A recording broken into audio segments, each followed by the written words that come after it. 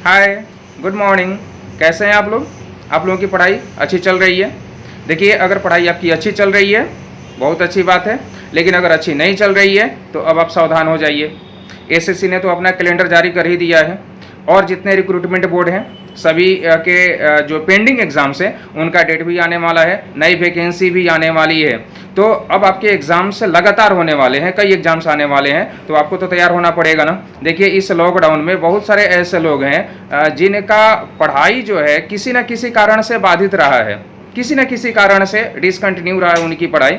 अब देखिए, पढ़ाई अगर डिसकंटिन्यू रहा है तो कहीं ना कहीं कमी आई है और अपना जो लेवल आपका जो बना हुआ था उसमें भी गिरावट आई है। देखिए, प्रीवियस वीडियो में मैंने आपसे कहा था कि एसएससी के जो प्रीवियस ईयर्स के जो क्वेश्चंस हैं उसको हम लोग करने वाले हैं और उसके लिए आधार बुक जो हम लोगों ने किरण पब्लिकेशन का, जिसमें 9000 प्लस क्वेश्चन है, उसको हम लोगों ने बनाया है। आप लोगों ने सहमति भी दिया, आप लोगों का कमेंट वगैरह भी आया था, उसको आज मैं शुरू करने वाला हूँ। उसमें 1999 से लेकर के और अभी तक के 2019 तक के क्वेश्चन है। 2020 का क्वेश्चन तो नहीं है, लेकिन 2020 में एग्जाम ही कितने हो पाए हैं, तो 2019 से तक के क्वेश्चन है और 1999 से 1999 समझ पा रहे हैं, 20-21 वर्ष की बात हो जाती है। और बहुत सारे लोगों का तो उस समय जन्म भी नहीं हुआ होगा आप में से, और अगर किसी का हुआ भी होगा तो बहुत ज़्यादा उम्र रही नहीं होगी। तब से लेकर के अभी तक के क्वेश्चन, काफ़ी क्वेश्चन हैं। अगर इतने सारे क्वेश्चन पे हम लोग प्रैक्टिस कर लेते हैं तो कहीं से भी कोई दिक्कत नहीं होने वाली है। केवल एसएससी के एग्जाम में ही नहीं, किसी भी एग्जाम में आपको मैथ में परेशानी नहीं होने वाली है। मैं कोई दावा नहीं करता, लेकिन हाँ, मैं इतना कर सकता हूँ कि ये मेरा भरोसा है कि अगर केवल आप मेरे कंप्लीट वीडियो भी देख लेते हो तो आपके किसी भी क्वेश्चंस में, मैथ के किसी भी क्वेश्चन में आपको परेशानी नहीं होने वाली है। देखिए, एक बात मैं और भी आपसे कहना चाहूँगा कि अभी तक आपने इस चैनल को अगर सब्सक्राइब नहीं किया है तो प्लीज़ कर लीजिए, क्योंकि अब कंजूसी नहीं चलने वाली है। देखिए, आपके चैनल सब्सक्राइब करने से मेरे पॉकेट में कुछ आता नहीं है और आपके पॉकेट से कुछ जाता नहीं है। हाँ, एक खुशी मिलती है कि चलो मेरे इतने सब्सक्राइबर हैं, लेकिन मैं सब्सक्राइबर्स की संख्या बढ़ाने के लिए ऐसा नहीं बोल रहा हूँ। मैं इसलिए बोल रहा हूँ कि आप सब्सक्राइब करोगे, बेल आइकन को प्रेस करोगे तो जो भी मैं वीडियो डालूंगा आप तक पहुँचेगी और जल्दी पहुँचेगी, तुरंत उसका नोटिफिकेशन मिल जाएगा। और नहीं तो बहुत सारे लोग पहले देख लेंगे, उसके बाद आपको जानकारी मिल रही होगी। और आपके पास अब इतना मौका नहीं है कि आप छूटी हुई चीज़ों को उठाओ, दूसरे जो छोड़ दें उसको आप उठाओ, ऐसा नहीं। कोई भी जानकारी आपको पहले गेन करना होगा। बीच में जो भी आपका समय गुजरा, थोड़ी सी पढ़ाई डिसकंटिन्यू हुई है, उस कमी को अगर पूरा करना है तब एक एक मिनट का, एक एक सेकंड का महत्व है आपके लिए, है ना। तो अभी बहुत सारी मैं बातें करने वाला हूं आपके साथ और क्लास को मैं शुरू करता हूं। चूंकि लंबा यह क्लास चलने वाला है, अब जितने भी क्लासेस होंगे सभी लंबे होंगे, तो लंबे क्लासेस रखने पड़ेंगे हमको, क्योंकि ज़्यादा से ज़्यादा क्वेश्चन पे मुझे बात करनी पड़ेगी। आपके एग्जाम के पहले तक आपकी तैयारी करवाना मेरी जिम्मेवारी है, मैं ऐसा मानकर चलता हूँ। और आपकी जिम्मेवारी है कि आपको अपनी तैयारी मुकम्मल करनी है, तभी जाकर सफलता हासिल हो सकती है। मेरा सहयोग और आपका हौसला जब दोनों मिलेगा तभी सफलता मिल सकती है। तो हम दोनों एक ही पथ के पथिक हैं। मैं भी चाहता हूं कि आप भी सफल हो और आप भी चाहते हो कि आप सफल हो, तो एक ही रास्ते पर हम लोग चल रहे हैं, एक ही मंजिल है हमारी। आपको सफल होना आपका उद्देश्य भी है और मेरा भी उद्देश्य है आपको सफल करवाना। तो हम लोग क्वेश्चन शुरू करते हैं और वीडियो के बीच में, चूंकि अभी मैं सारी बातें अगर बोल दूंगा तो अभी क्वेश्चन शुरू करने में देर हो जाएगी, तो वीडियो के बीच में मैं आपको एक ऐसी चीज़ बताने जाऊँगा कि जहाँ से आपके रिजल्ट काफ़ी जल्दी आ सकते हैं, काफ़ी आसानी से आप सफलता को हासिल कर सकते हो, है ना। तो मैं चाहूँगा कि 2020 जैसा गुजरा सो गुजरा, लेकिन आने वाला वक्त जो हो आपके लिए काफ़ी सफलता वाला वक्त हो। तो बीच में बहुत ऐसी ब्रह्मास्त्र जिसको हम कह सकते हैं, उन रास्ते के बारे में मैं आपको बताने जा रहा हूं। लेकिन चलो, सबसे पहले मैं क्वेश्चन को शुरू करता हूं। और क्वेश्चन शुरू करने के लिए आप देख रहे हो अभी तो मेरे पास बोर्ड वगैरह है नहीं, तो अभी मैं करूंगा क्या कि अभी मैं इस स्क्रीन पर ही आपको क्वेश्चन ला दूंगा और वहीं पर मैं आपको बताऊंगा। मेरा चेहरा तो दिखाई नहीं देगा, लेकिन कोई बात नहीं, ये चेहरा दिखाई दे या ना दिखाई दे, मैं रहूँ या ना रहूँ, क्या फ़र्क पड़ता है। आपके क्वेश्चन बनने चाहिए, है ना। तो चलो शुरू करते हैं, स्टार्ट करें क्लास को ना। आप लोग तैयार हो? पक्का? चैनल को सब्सक्राइब कर लो, प्लीज़ कर लो, ठीक है। चलो ओके, तैयार हो जाओ, शुरू करते हैं। चलो बाबू, आज इस बुक का श्री गणेश करते हैं हम लोग। वैसे 4 से 5 दिन पहले ही मैं यह क्लास आपका शुरू कर देता, लेकिन अभी जहाँ पे मैं हूँ ना, तो बोर्ड वगैरह मेरे पास है नहीं, तो इसलिए यह क्लास शुरू नहीं हो पाया। लेकिन कोई बात नहीं है, स्क्रीन रिकॉर्डिंग का माध्यम भी बेहतर माध्यम होता है, तो इसी माध्यम से हम लोग क्लास शुरू करते हैं।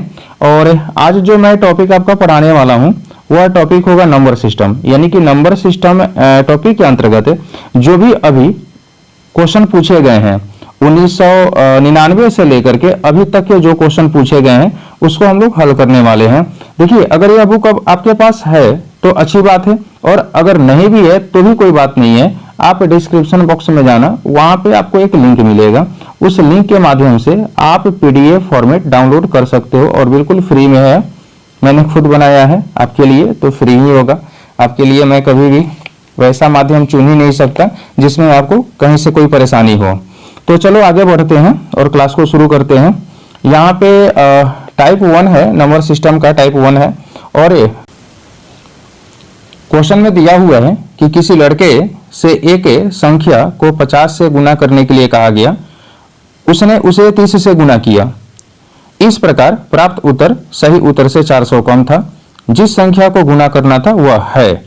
मान लेते हैं कि वह संख्या 1 से पहले गुना करना था 50 से, तो अगर 50 से अगर गुना करता तो 50x प्रोडक्ट होता, लेकिन गुना कितना से किया? 30 से, तो अगर 30 से गुना करेगा तो प्रोडक्ट क्या होगा? 30x होगा। काफी आसान सा सवाल है। यानी हम कह सकते हैं कि दोनों के बीच का अंतर क्या होगा? तो 20x का होगा, और यह बराबर किसके होना चाहिए? तो चूंकि 400 कम बोला गया तो 400 के बराबर होना चाहिए। समझ में आ रहा है ना? अगर आपसे पूछा जाए कि इस x का वैल्यू क्या होगा, आप आसानी से बता सकते हो कि 20x का वैल्यू अगर 400 है तो x का वैल्यू क्या होगा? 20 होगा। और देखो सेकंड नंबर ऑप्शन में आपका आंसर दिया हुआ है। बात समझ पा रहे हो? चलो आगे बढ़ते हैं। और दूसरा नंबर क्वेश्चन कहता है कि दो संख्याओं का योग 40 है और उनका गुणनफल 375 है, उनके व्युत्क्रमों का योग क्या होगा? देखिए, इस तरह के सवाल में व्युत्क्रम का मतलब समझते हैं रेसिप्रोकल। अगर आपको रेसिप्रोकल का योग अगर पूछा जाए तो दोनों संख्याओं का चूंकि योग दिया हुआ रहता है इस तरह के सवाल में, और साथ में दिया हुआ रहता है दोनों संख्याओं का गुणनफल। आपको करना क्या होता है कि आपको दोनों संख्याओं का योग और बटा में दोनों संख्याओं का गुणनफल बस कर लो, आपका प्रश्न का उत्तर आ जाएगा। तो योग कितना दिया हुआ है? 40। गुणनफल कितना दिया हुआ है? 375। यानी आपको करना क्या है? 40 और बटा में 375 कर लेना है। अब चूंकि इसको आप छोटा कर सकते हो, 5 से 8 बार में 40 होता है, और 5 से 75 में मल्टीप्लाई करो तो 375 होगा। यानी आंसर होगा 8 बटा में 75। और देखो पहले नंबर ऑप्शन में आपका आंसर दिया हुआ है। तो कितने सरल विधि से हम लोग हल कर सकते हैं, और बिल्कुल मैं सरल तरीके से ही आपको बताऊंगा, कोई बहुत लंबा सा प्रोसेस नहीं, काफी आसान। यानी 5-10 सेकंड के अंतर्गत आप सवाल को हल कर लो। आगे बढ़ते हैं। तीसरा नंबर क्वेश्चन कहता है कि दो संख्याओं में 5 का अंतर है, यदि उनका गुणनफल 336 हो तो उन संख्याओं का योग क्या होगा? कहता है कि दो संख्या है और दोनों संख्याओं में अंतर क्या है? 5 का, और गुणनफल 336 दिया है। यानी कोई ऐसी दो संख्या तो होगी ना, मान लेते एक संख्या x है और एक संख्या y है, और जिसको गुना करने पर कितना आ रहा होगा? तो 336 आ रहा होगा। अब हमको ऐसी दो संख्या चुननी है कि जिनका अंतर क्या हो जाए? 5 हो जाए। तो अब देखेंगे कि 336 के वे दो फैक्टर ऐसे कौन से हैं जिनको गुना करेंगे तो 336 और घटाएंगे तो 5 होगा। तो 336 को आप अगर सिंप्लीफाई करो, आप यहां से देख सकते हो 336 है, तो इसको कितना बार में हम लेकर जाएं? थोड़ा सा मैं कलर चेंज कर देता हूं ताकि आपको स्पष्ट रूप से दिखाई दे। अभी मान लेते हैं कि अगर यहाँ 336 है तो यहाँ पे अगर मैं इसको 16 से भाग दूं तो यह 21 बार में कटेगा। यानी कि हम कह सकते हैं कि 16 और 21 का अगर मल्टीप्लाई करते हैं तो 336 हो जाएगा, होगा ना? अच्छा, 16 और 21 का अंतर क्या होगा? तो यह 5 के बराबर होगा। तो बन गया काम अपना। हमको निकालना क्या था? तो योगफल निकालना है। तो 16 और 21 दोनों को ऐड कर लीजिए। 16 और 21 को जैसे ही ऐड करेंगे तो आपका आंसर कितना होगा? 37 होगा। और देखिए तीसरे नंबर ऑप्शन में आपका आंसर दिया हुआ है। तो काफी आसानी से हल कर सकते हैं। आप में से कुछ विद्यार्थी अभी यह सोच रहे होंगे कि अचानक सर ने अभी 16 से यहाँ पर क्यों अभी भाग दिया, कोई दूसरी संख्या से भी दिया जा सकता था। तो बात को थोड़ा सा ऐसे समझिए कि मान लेते हैं कि अभी 336 हमारे पास है, तो 336 के मात्र दो ही फैक्टर तो हमें लेने हैं। तो दो फैक्टर लेना है। 336 जो है 1 से भी कटेगा, 2 से भी कटेगा, 3 से भी कटेगा, 4 से भी कटेगा, इवन अभी 5 से तो नहीं कटेगा, लेकिन यह 6 से भी कटेगा। लेकिन हमको कोई छोटी संख्या नहीं लेनी है, हमको तो बड़ी संख्या लेना होगा। अगर यहाँ पे अगर मैं कोई छोटी संख्या अगर ले लूं, मान लेते हैं अगर मैं यहाँ पे 2 ले लेता हूं, तो अगर 2 लेकर के अगर चलेंगे तो रिजल्ट क्या होगा? एक बार में 2 लेकर के जाना पड़ेगा, उसके बाद हम 6 बार में अभी यहाँ पे 12 हो जाएगा, 8 बार में 16 होगा। तो जितना छोटा संख्या यहाँ पे रखेंगे उतना ही बड़ा संख्या हमको यहाँ पे प्राप्त होगा। तो इन दोनों के बीच का डिफरेंस क्या कभी यह 5 हो सकता है? नहीं हो सकता है। तो इसलिए हमको यहाँ पे कोई बड़ी संख्या रखनी पड़ेगी, कोई ऐसा संख्या जहां पे दोनों के बीच का जो अंतर हो, ये दोनों के बीच का जो अंतर हो हमको 5 मिल सके। बस यही कारण था कि हमने किया क्या यहाँ पर कि अभी 336 हमारे पास जो नंबर है, तो अभी 2 3 4 5 8 से नहीं 16 से अभी लेकर के गए हम, और यहाँ पे 16 से लेके जाएंगे तो 2 बार में 32 और 1 बार में 16 हो जाएगा। तो यानी कि 16 और 32 और 16 और 21 और 16 और 21 के बीच का अंतर भी क्या होगा? तो 5 होगा। बस हमें 16 और 21 को ऐड कर लेना है, ऐड करेंगे तो आंसर कितना हो जाएगा? 37 हो जाएगा। क्वेश्चन बनाते बनाते आप भी इतने हैबिचुअल हो जाएंगे कि आसानी से इस तरह के नंबर को ढूंढ सकते हैं। चलो आगे बढ़ते हैं और चौथा नंबर क्वेश्चन। क्वेश्चन नंबर 4 यहां पे कहता है कि किसी संख्या को 2 गुना करके उसमें 9 जोड़ा जाता है, इस प्रकार प्राप्त संख्या का तिगुना 75 के बराबर है, वह कौन सी संख्या है? यहां पर आपको बोला गया किसी संख्या, कोई संख्या है, मान लेते हैं वो संख्या x है, कहता है कि उसको करना क्या है? तो 2 गुना कर देना है। चलो भाई मैंने 2 गुना कर दिया। अब क्या करना है? तो 9 जोड़ा गया। चलो भाई 9 भी जोड़ लो। अब यहाँ पे जब आप 9 जोड़ लोगे तो जो संख्या प्राप्त हो रही है, जो संख्या प्राप्त हो रही है उसका क्या करना है? तिगुना बोला गया। तो चलो भाई तिगुना कर लेते हैं, यानी 3 का गुना कर लेते हैं। अब कितना प्राप्त होगा? तो कहता है 75 के बराबर है, यानी कि ये 75 के बराबर होगा। पूछा गया वह संख्या, यानी x का वैल्यू लेना है। देखो 3 से 75 को अगर आप कैंसिल करो तो 25 बार में कैंसिल कर सकते हो। अब उसके बाद यहाँ 2x का वैल्यू क्या होगा? तो अब +9 है ना, तो +9 को बराबर को उधर भेजेंगे तो -9 होगा, यानी कि +9 है, यहाँ पे +9 है। तो 25 से 9 को घटाएंगे तो क्या होगा? 16 होगा। अब x का वैल्यू बताना है तो आप आसानी से बता सकते हो ना, 2 से कैंसिल करोगे 8 बार में, यानी x का वैल्यू कितना होगा? 8 होगा। देखो तो किस ऑप्शन में आंसर दिया हुआ है? तीसरा नंबर ऑप्शन बिल्कुल आपका सही जवाब है। आप कह सकते हैं ना आपका आंसर कितना होगा? तो 8 होगा। तो इतने सरल आपके क्वेश्चन पूछे जाते हैं एग्जाम में, बस आपको पैटर्न समझना है कि आपको बनाना कैसे है। आगे बढ़ते हैं। 2 धनात्मक संख्याओं का गुणनफल 11,520 है और उनका भागफल 9/5 है। दोनों संख्याओं का अंतर ज्ञात करें। देखिए सबसे पहले तो आप इस भागफल को पकड़िए, यहीं से आप इस सवाल को बना सकते हो। भागफल का मतलब समझते हो? मान लेते हैं एक संख्या 15 है और एक संख्या 3 है। मैं अगर बोलूं कि 15 और 3 का भाग दिया जाए तो भागफल क्या होगा? तो आप कहोगे कि एक संख्या 15 है और एक संख्या 3 है, तो भागफल होगा 15/3। लेकिन 15/3 आप तो बोलोगे नहीं, आप तो 15/3 और भाग देके आंसर बोलोगे 5। लेकिन मैं अभी इधर नहीं जाना चाहता। आप भागफल है 15/3 बोलो या 5 बोलो, क्या फर्क पड़ता है? कोई फर्क नहीं पड़ता। तो चूंकि फ्रैक्शन में हमें बोलना है, यानी हम कह सकते हैं कि अगर भागफल हमारे पास 9/5 है तो एक संख्या जो हो गया वह 9x हो गया और एक संख्या क्या हुआ? 5x। और इन्हीं दोनों का अगर मल्टीप्लाई किया जाए तो आना कितना चाहिए? 11,520 के बराबर होना चाहिए। अभी देखो 9x और 5x का मल्टीप्लाई करो तो 9 और 5 का गुना अगर करते हैं तो 45 होगा, और x और x का मल्टीप्लाई करो तो x का स्क्वायर होगा, और यह 11,520 के बराबर होना चाहिए। अगर 45 से 11,520 को सिंप्लीफाई करो तो यह 256 बार में कटेगा।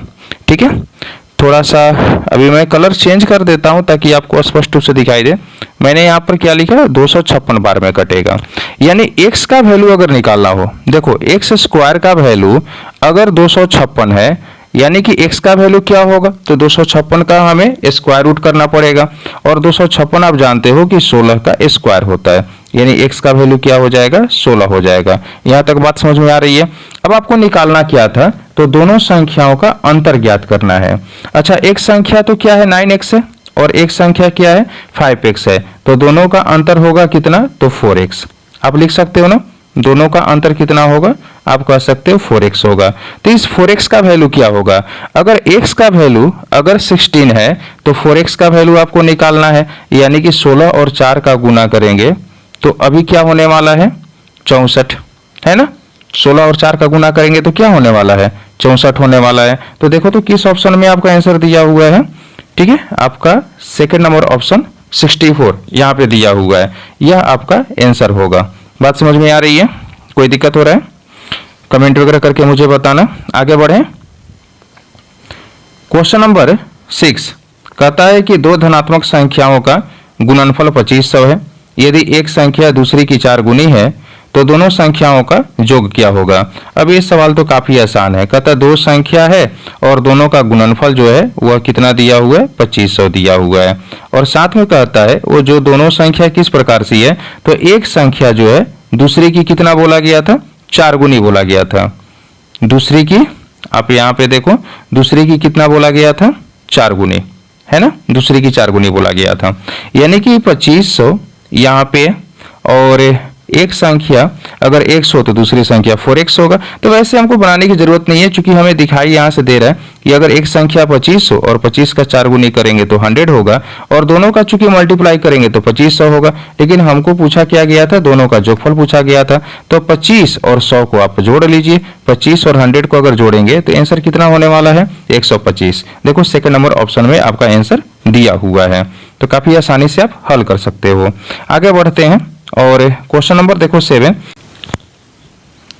एक 2 अंकों की संख्या उसके अंकों के जोगफल की 3 गुनी है। यदि संख्या में 45 जोड़ दें तो उसके अंकों के स्थान बदल जाते हैं, संख्या के अंकों का जोगफल क्या होगा। देखो इस सवाल में ना हमको यहां से कोई मतलब ही नहीं है, इतनी बात जो है यहां से वास्तव में कोई मतलब नहीं है। सवाल तो बस इतना में ही बन सकता है। कहता है एक 2 अंकों की संख्या है, तो अगर 2 अंकों की संख्या मान लेते हैं कि एक अंक 100 और एक अंक क्या हो, y हो। अब x अगर दहाई अंक पे है तो संख्या लिखना होगा, तो हमें यहाँ 10 का गुना करना होगा, यानी संख्या हमारा होगा 10x प्लस y का। अब यह संख्या जो है यह 3 गुना है, किसका 3 गुना है, तो अंकों के जोगफल का। बोला गया था ना 3 गुना है, किसका 3 गुना है, तो अंकों के जोगफल का 3 गुना है। तो अंक का जोगफल यानी कि एक अंक x है और एक अंक क्या है, y है। तो हम कह सकते हैं 3 इंटू एक्स प्लस वाई के बराबर होगा। अब देखो 3x और प्लस 3y इसको हम पढ़ सकते हैं, x को एक तरफ करें और y को एक तरफ, तो हम कह सकते हैं कि इधर 7x हो जाएगा। बात समझ पा रहे हैं, और इधर क्या हो जाएगा, 2y हो जाएगा। इस प्रकार से अगर x और y का अगर हमें वैल्यू लेना हो तो हम कह सकते हैं x बटा y बराबर 2/7 हो जाएगा।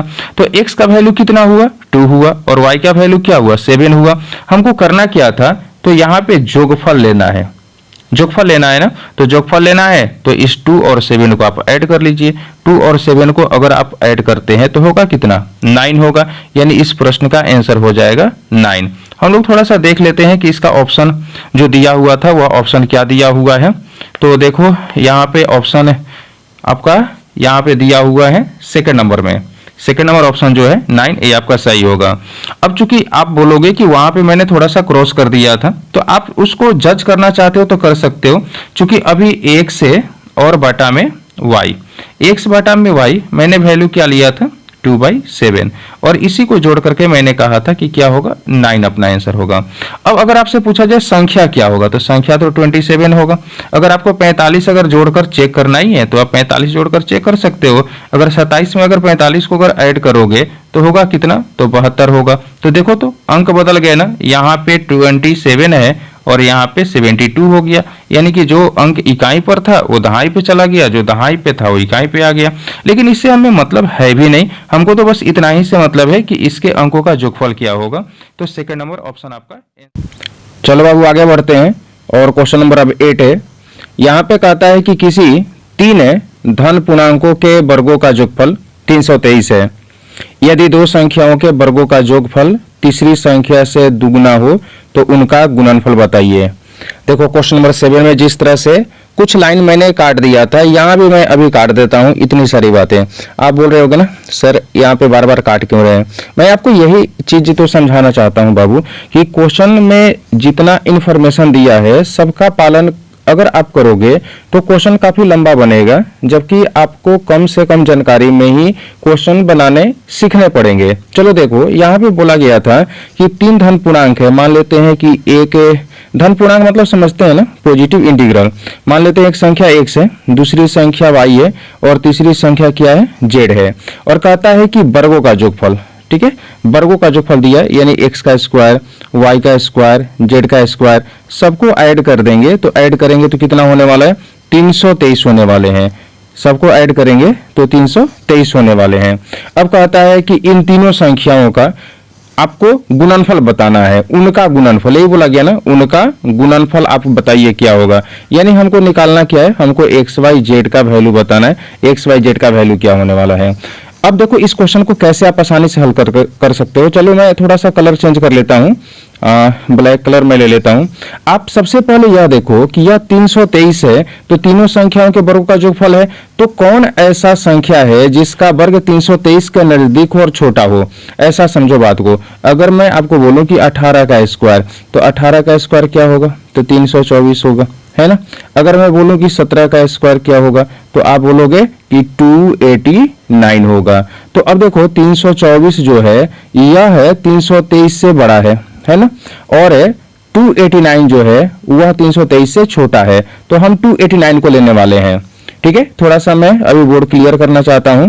यानी कि यहां पर मैंने कहा कि चूंकि हमारे पास जो है 323 टोटल यहां पर दिया हुआ है इनका योगफल, और 17 का स्क्वायर, बस बात थोड़ा सा यह समझना होगा आपको कि यहां पर 17 का स्क्वायर मैं ले रहा हूं और 17 का स्क्वायर क्या होगा, 289। अब यहां से इसको मैं घटा लूंगा तो अभी हमारे पास बचेगा कितना, तो 34। अब 34 मेरे पास आया। जिस तरह से हमने अभी देखा था कि 323 था तो 17 का स्क्वायर लिया गया, उसी तरह से अगर 34 है तो इसके नजदीक और इसके छोटा कौन सी संख्या का स्क्वायर है।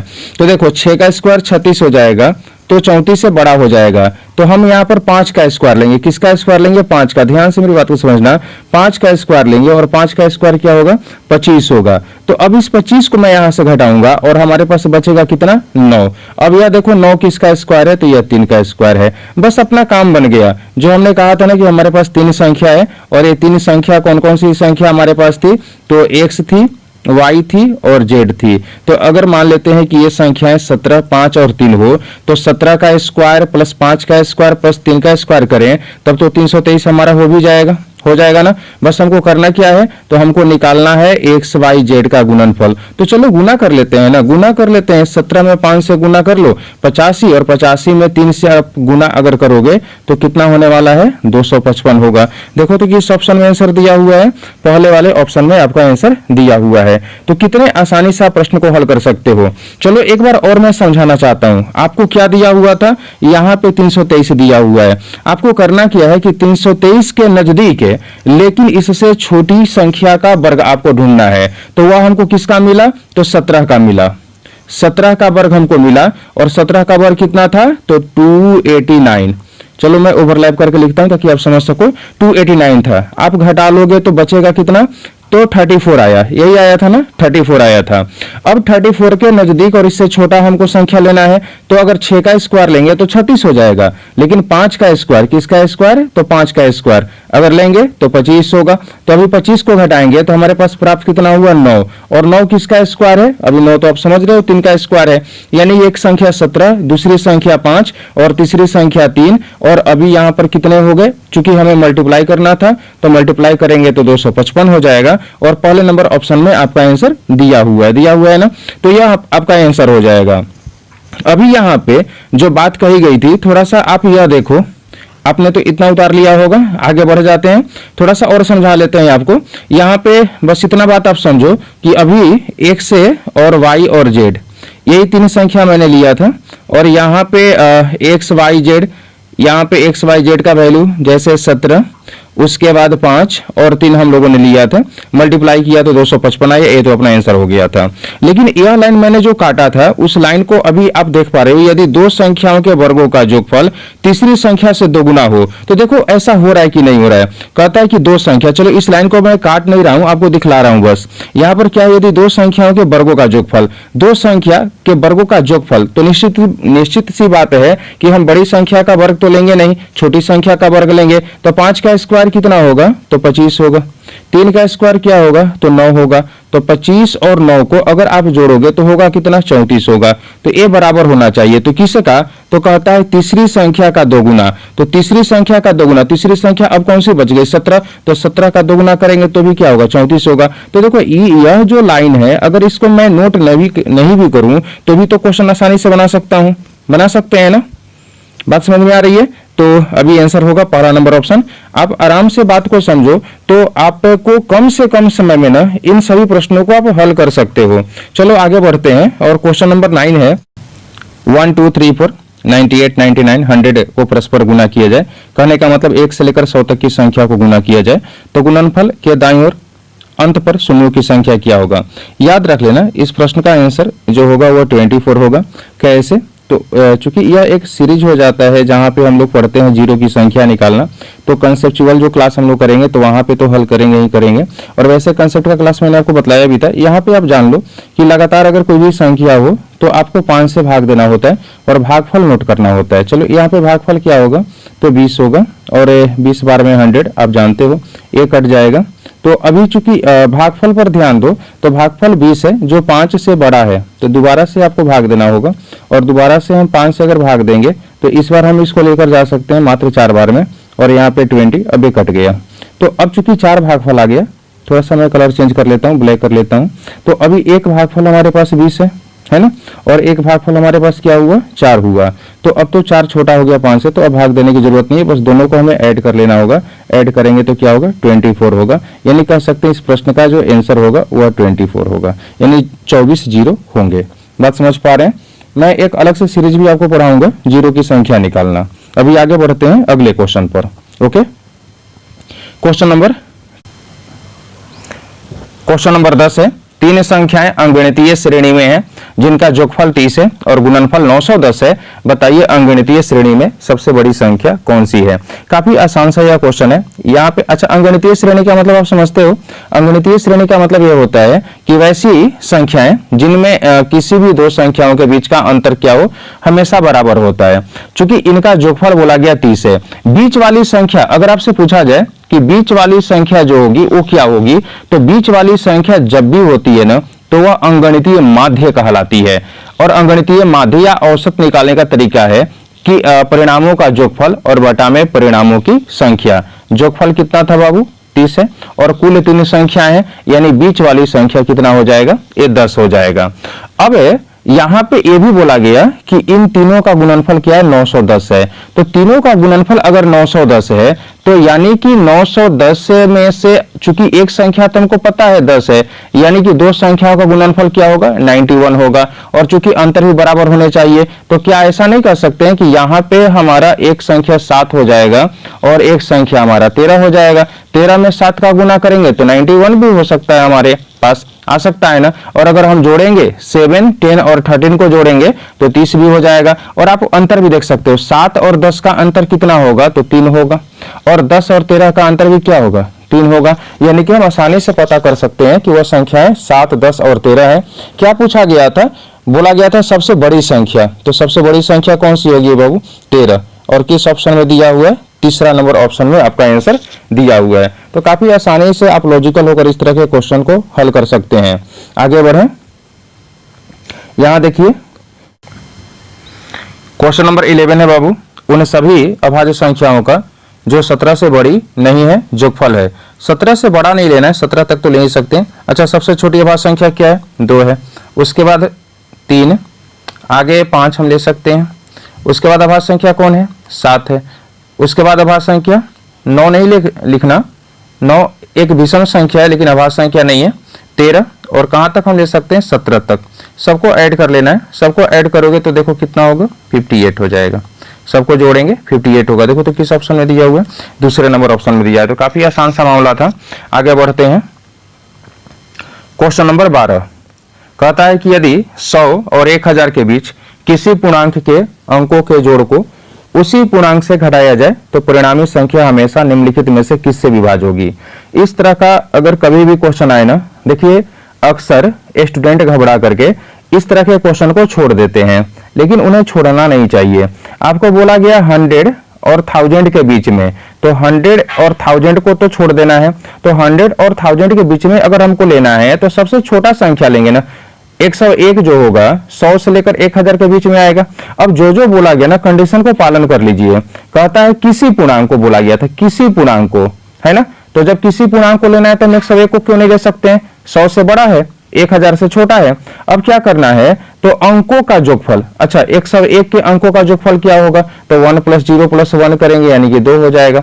बोला गया कि इसको घटाना है, क्या करना है, घटाना है। तो अगर घटा देंगे तो परिणाम कितना प्राप्त होगा, 99 होगा, है ना। 101 से 2 को घटा लेंगे तो अब कहता है कि किससे विभाज्य होगा। तो आप देख लो ना, ये जो 99 है तो किससे विभाज्य होगा। क्या यह 2 से कटेगा, नहीं। क्या यह 5 से कटेगा, नहीं कटने वाला है। 6 से कटेगा, नहीं कटेगा। तो किससे कटने वाला है, तो अभी यहाँ पे देखो ऑप्शन नंबर 4 है, यानी कि 9 से कटेगा, कटेगा ना। यानी कि हम कह सकते हैं कि अपना जो आंसर होगा वह कौन सा होने वाला है, ऑप्शन नंबर 4 9 कह सकते हैं। 99 है तो 9 से कटेगा, तो तुरंत आप इस प्रश्न का आंसर निकाल सकते हो। आगे बढ़ते हैं।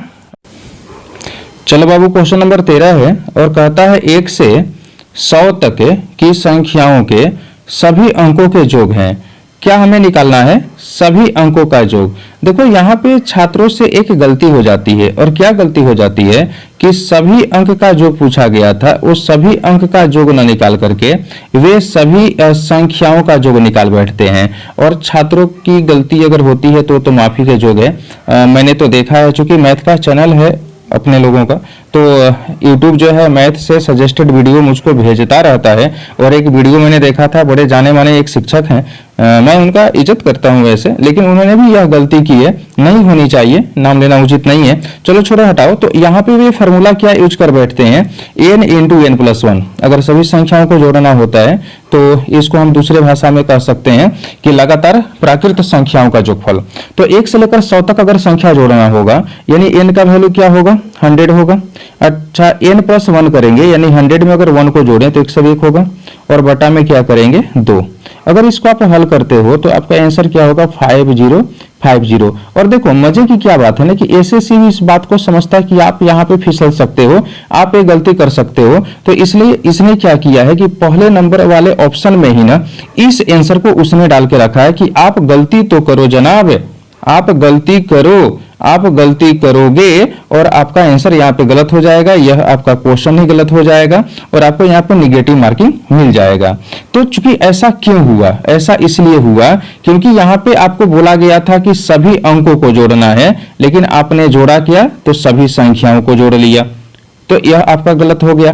अब इसको बनाएंगे कैसे, इसको बनाएंगे, लेकिन बनाएंगे उसके पहले आप एक चीज समझ लो कि अगर मैं आपसे बोलूं कि 1 से लेकर के 100 तक, चूंकि 1 जो है वह 1 अंक की संख्या है और 100 जो है वह 3 अंक की संख्या है, यानी कि यहाँ पे आपके इकाई के अंक होंगे ना। उसके बाद क्या होगा, दहाई के अंक होंगे, और क्या होगा, सैकड़े के अंक होंगे। इसी तरह से लिखते हैं ना।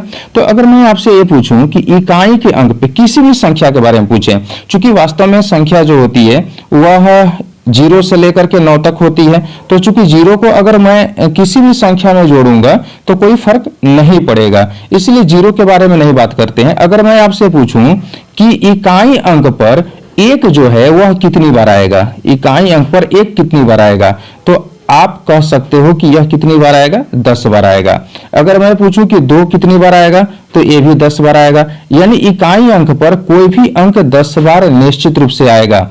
उसी प्रकार से दहाई अंक पर भी कोई भी अंक जो होगा वह 10 बार ही आने वाला है। चलो, आप लोग शायद बात यह नहीं समझ पा रहे हो, तो इसके लिए मुझे थोड़ा सा डेमो देना पड़ेगा। अच्छा, मुझे सबसे पहले इकाई अंक पर बताओ कि 1 कहां कहां आएगा। तो सबसे पहले इकाई अंक पर 1 जो होगा वह कहां पे आएगा, वह 1 पर आएगा। उसके बाद कहाँ पे आएगा 11 में। देखो 11 में इकाई अंक पर भी एक है, दहाई अंक पर भी एक है, लेकिन इकाई अंक पे तो है ना। अच्छा, उसके बाद इकाई अंक पे एक कहाँ आएगा, तो 21 में आएगा। उसके बाद कहाँ आएगा, 31 में आएगा। फिर कहाँ आएगा, 41 में आएगा। उसके बाद क्या होगा, 51 में आएगा, 61 में आएगा, 71 में आएगा, 81 में आएगा, और उसके बाद क्या होगा, 91 में आएगा। क्या इसके अलावा इकाई अंक पर 1 से लेकर के 100 के बीच में कहीं और एक आ सकता है क्या? नहीं आ सकता है। तो यानी कि अगर आपसे पूछा जाए कि कितनी बार एक आया, तो आप गिन लो, 1 2 3 4 5 6 7 8 9 और 10। कुल कितनी बार एक आया, तो 10 बार आया।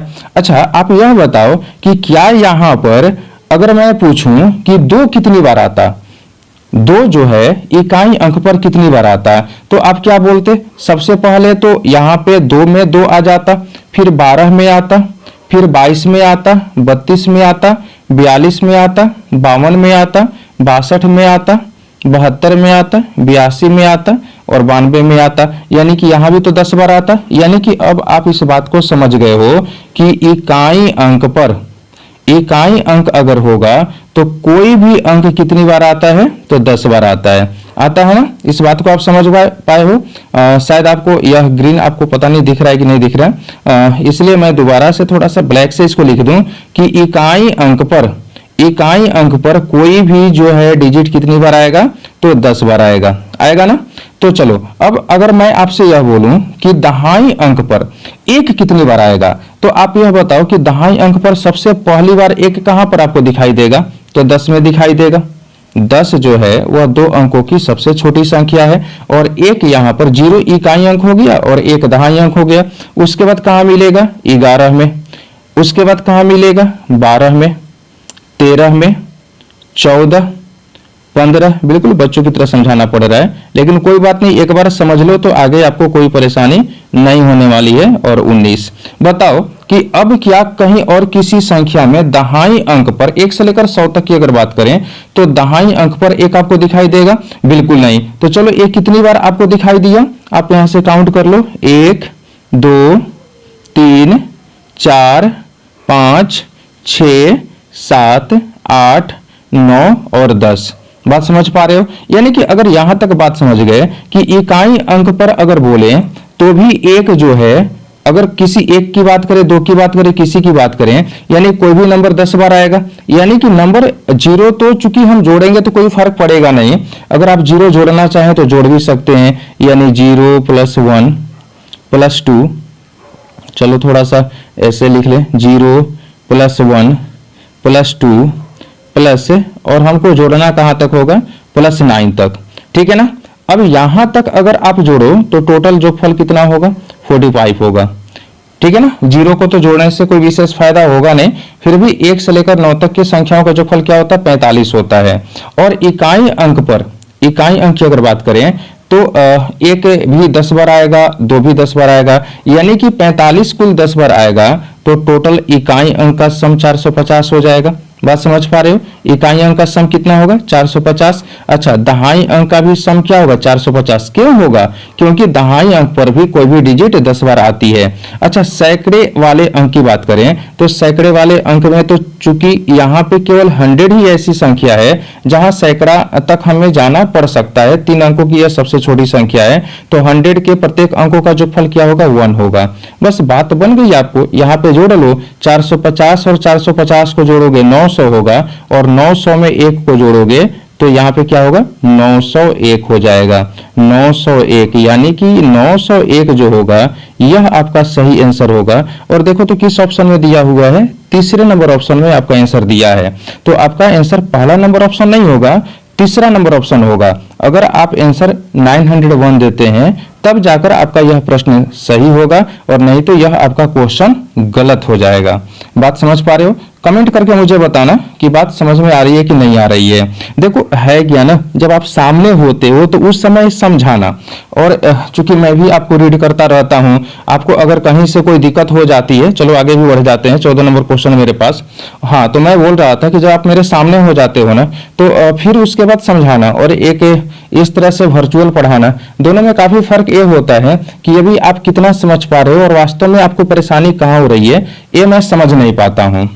तो चलो अभी क्वेश्चन जो है यहाँ पे 14 नंबर है और इसको पढ़े हम लोग। कहता है कि दो संख्याएं x और y, ब्रैकेट में कहता है कि x बड़ा है और उसके बाद क्या है, y छोटा है, इस प्रकार है कि उनका योग उनके अंतर का 3 गुना है। चलो भाई पहले नोट कर लेते हैं इसने क्या बोला। कहता है कि x और अगर हम प्लस y कर लें, यानी x और y का जोगफल, क्या बोला, उनका योग क्या है, तो उनका योग क्या होगा, तो उनके अंतर का 3 गुना, यानी 3 गुना होगा। किसका 3 गुना होगा, तो दोनों के बीच के अंतर का। तो काफी आसान सा मामला है, x को एक तरफ कर लो, y को एक तरफ अगर कर लो, यानी कि हम कह सकते हैं कि अभी देखो इधर 3x है और इधर x है, यानी कि अगर मैं ऐसा लिखूं कि 2x का जो वैल्यू होगा वह किसके बराबर होगा, तो इधर हम कह सकते हैं कि 4y के यह बराबर हो जाएगा। तो x और बटा अगर y ले तो अभी यहाँ पर 4/2 लिख सकते हैं या 2/1 भी ऐसा लिखा जा सकता है, यानी x है और y का वैल्यू हम यहाँ से ले सकते हैं, x का वैल्यू 2 और y का वैल्यू 1, इतना ले सकते हो आप। चलो मैं इधर थोड़ा सा नोट कर लेता हूँ। x का वैल्यू क्या हुआ, एक मिनट, हाँ x का वैल्यू हम लोगों ने क्या रखा, तो 2 रखा, x का वैल्यू 2 और y का वैल्यू क्या हुआ, 1 हुआ। तो चलो अभी यहाँ पे हम लोगों को क्वेश्चन क्या पूछा गया था, क्वेश्चन पूछा गया था कि 3xy और बटा में 2 into x square minus y square का वैल्यू क्या होगा। तो अब तो काफी आसान है ना, आप x का भी वैल्यू और y का वैल्यू, चूंकि दोनों आपके पास है तो आप वैल्यू पुट कर सकते हो, तो वैल्यू पुट कर सकते हो। चलो मैं दोबारा से लिख लेता हूँ यहाँ पे। अभी x का वैल्यू हम लोगों ने क्या लिया था, तो 2 लिया था, और y का वैल्यू क्या लिया था, तो 1 लिया था। तो अभी अगर यहाँ पे वैल्यू पुट करेंगे तो अभी क्या होगा, तो 6 हो जाएगा, है ना, 3 गुना 2 गुना 1 यानी कि 6। अच्छा बटा में क्या होगा, देखो 2 और इंटू एक्स स्क्वायर माइनस 1 है, तो 2 का स्क्वायर करो तो 4 होगा, और 1 का स्क्वायर करोगे तो 1 होगा, तो 4 में से घटाओ 3 होगा, तो यहाँ 6/6, यानी कि काफी आसान है। यह आंसर कितना होगा, 1 होगा। और देखो सेकंड नंबर ऑप्शन में आपका आंसर दिया हुआ है, तो काफी आसानी से इस क्वेश्चन को हम लोग बना सकते हैं। आगे बढ़ा जाए। देखो बाबू क्वेश्चन नंबर 15 कहता है यदि संख्या p संख्या q से 5 अधिक है और p तथा q के वर्गों का जोगफल 55 है, तो p और q का गुणनफल क्या होगा। काफी आसान सा सवाल है।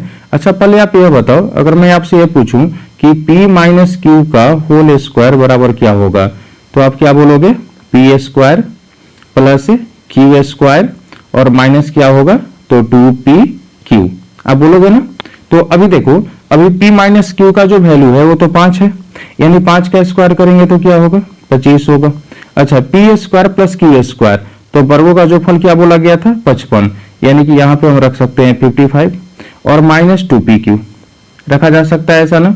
तो माइनस 2pq को बराबर किधर लेकर चले जाते हैं, तो इधर प्लस 2pq हो जाएगा। अच्छा 55 से अगर 25 को अगर घटा लें तो क्या होगा, 30 होगा। तो अगर pq का, एक मिनट कलर में थोड़ा सा चेंज कर लेता हूं, अगर pq का अगर वैल्यू बताना हो तो क्या होगा, अभी यहाँ पे 2 से सिंप्लीफाई करेंगे तो 15, और देखो तो किस ऑप्शन में दिया हुआ है आंसर, तीसरा नंबर ऑप्शन, तीसरा नंबर ऑप्शन आपका करेक्ट आंसर है।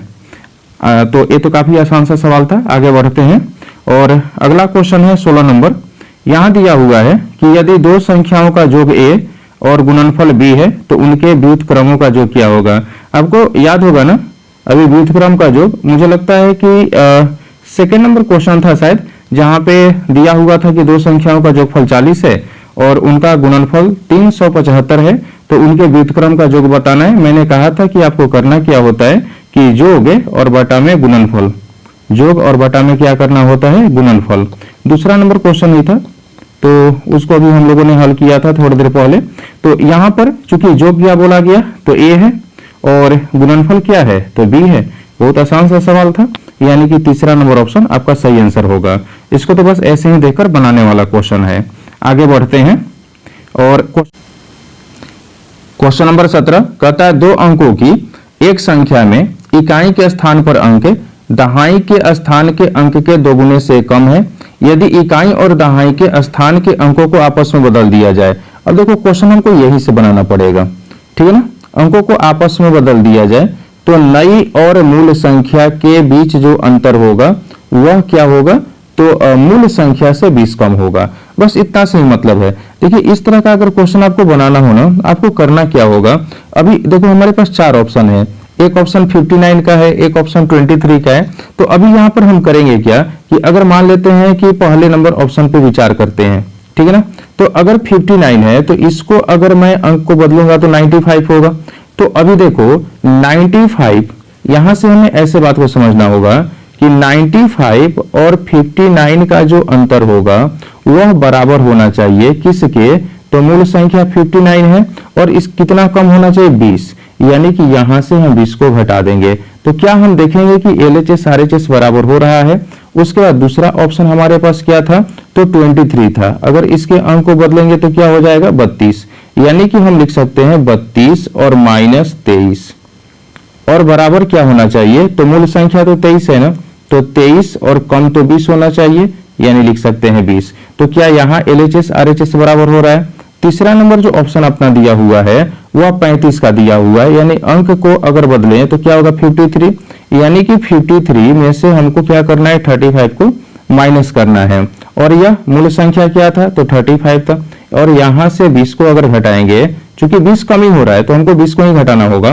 तो यहाँ पे क्या LHS RHS बराबर हो रहा है और एक ऑप्शन और है चौथा नंबर और 47 है। अगर इसको अगर उलट दें तो क्या होगा 74 होगा।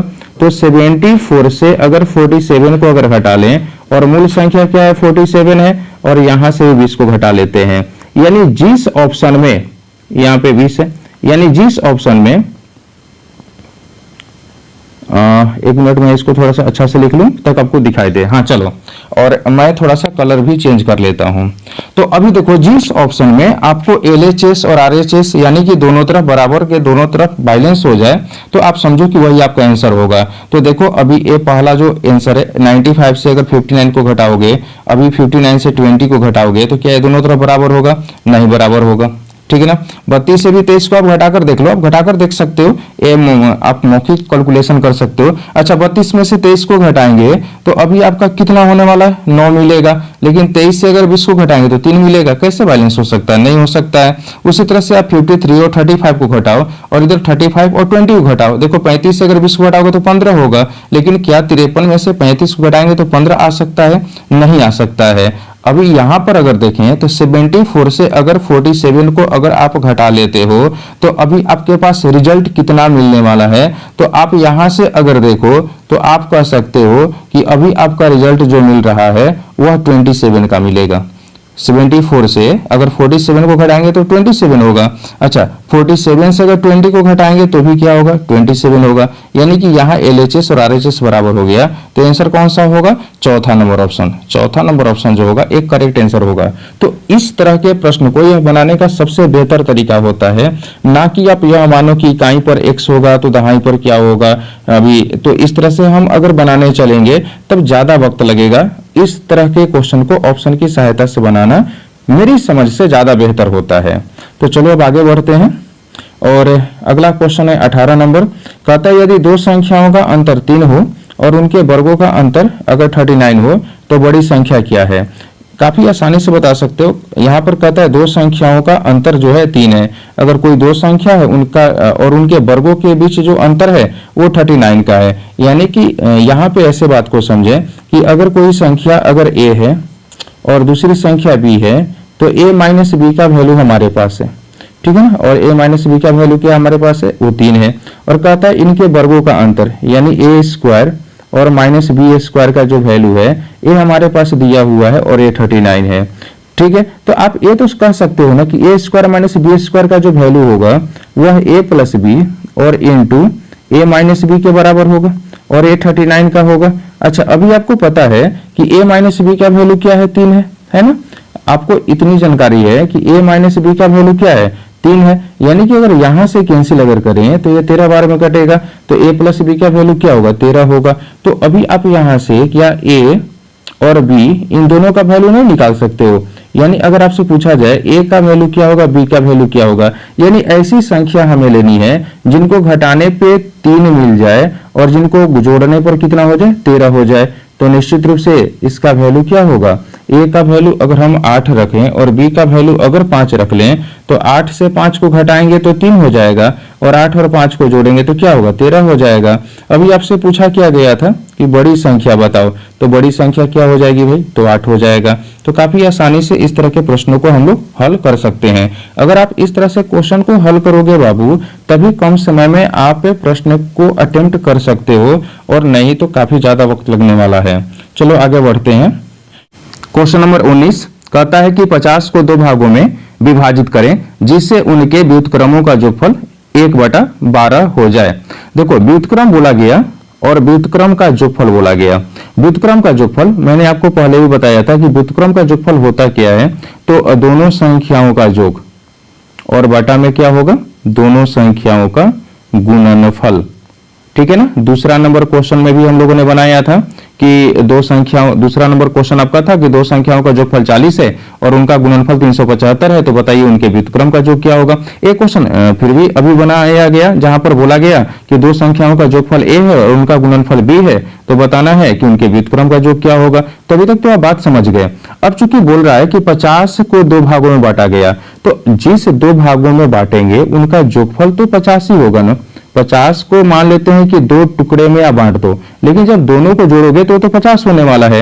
अब देखो यहाँ पर क्या दिया है, 1/12 है, तो अब आप यह कह सकते हो कि 1 का जो वैल्यू होगा वो 50 हो जाएगा। अच्छा, गुणनफल के हिस्से में क्या आएगा, तो गुणनफल के हिस्से में देखो 12 होगा, तो 1 का वैल्यू अगर 50 है तो 12 का वैल्यू कितना होगा, तो 12 का वैल्यू होगा, 1 का वैल्यू 50 है तो 12 और 50 का गुना करेंगे तो क्या होगा, 600। ये तो आप आसानी से बता सकते हो ना। 1 का वैल्यू अगर 50 है तो 12 का वैल्यू क्या होगा, 600। 1 क्या होगा, जोगफल होगा, 12 क्या होगा, तो गुणनफल होगा। यानी कि ऐसी हमें 2 संख्याएं ढूंढनी हैं जिनको जोड़ने पर 50 हो जाए और गुना करने पे 600 हो जाए। तो अब बताओ कि ऐसी 2 संख्या आपको कौन सी दिखाई दे रही है। चलो यहां से थोड़ा सा मैं इरेज कर लेता हूं ताकि आपको दिखाई तो दे आंसर। कौन सी दिखाई दे रहा है भाई, तो देखो आपको यहां पे आंसर दिख रहा होगा सेकंड नंबर में। 20 और 30 ऐसी 2 संख्या है जिसको जोड़ेंगे तो 50 और गुना करेंगे तो 600, यानी कि ये आपका आंसर होगा। कितने आसानी से इस तरह के प्रश्न को आप हल कर सकते हो, कर सकते हैं ना आप।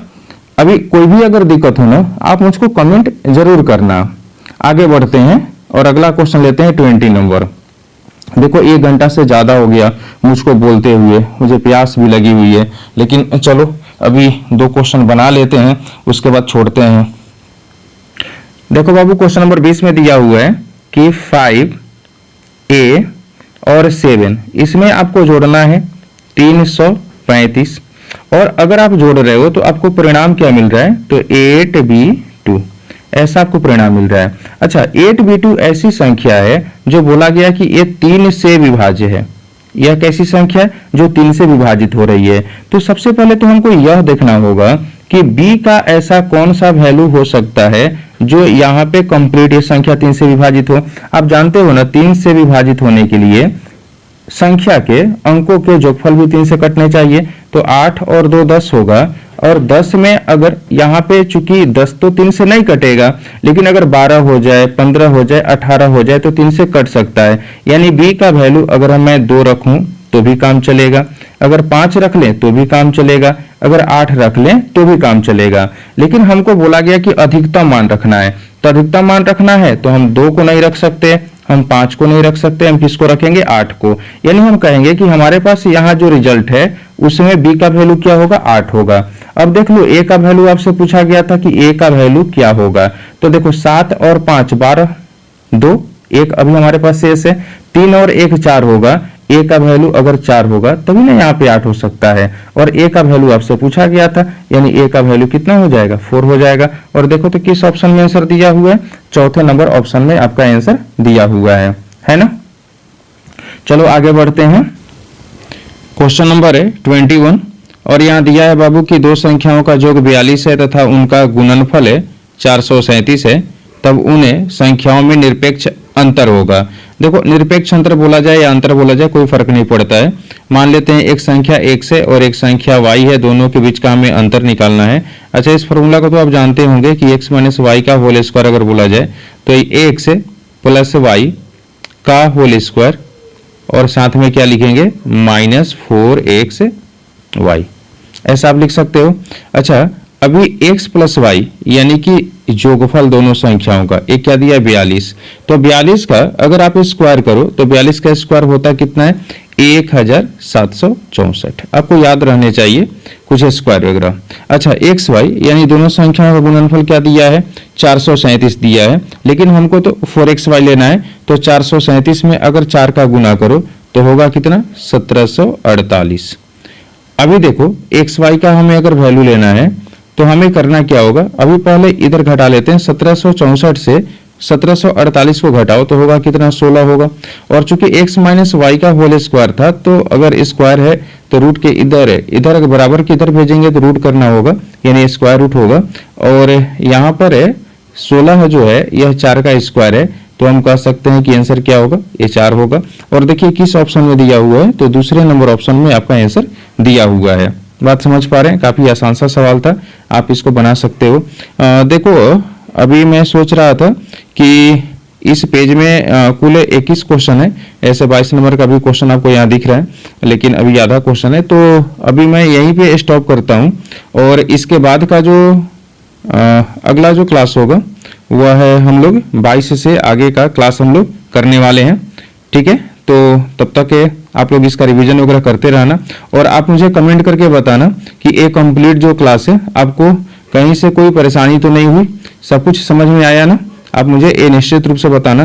देखो मैं ऐसा नहीं कहता कि आपके लिए जो वीडियो बनाने में मुझे ज़्यादा मेहनत पड़ रही है, लेकिन हाँ इतना निश्चित रूप से है कि जब आप सामने नहीं होते हो ना तो इस तरह से थोड़ा सा मुझे ऑकवर्ड फील होता है। लेकिन हाँ ये सभी चीज़ें, ये सभी मेहनत मुझे तब अच्छे लगने लगते हैं जब आपका कमेंट वगैरह आता है, तब यह लगने लगता है कि नहीं मैं अकेला नहीं हूँ, मैं आप लोगों के साथ और आप मेरे सामने हो, मैं आपके सामने हूँ और मैं आपको क्लास दे रहा हूँ। तो आप कमेंट वगैरह निश्चित रूप से करना और बताना कि आपको सब कुछ समझ में आया कि नहीं आया। ओके, चलो मिलते हैं अगले क्लास में, तब तक के लिए अपना ख्याल रखो। Okay, bye bye.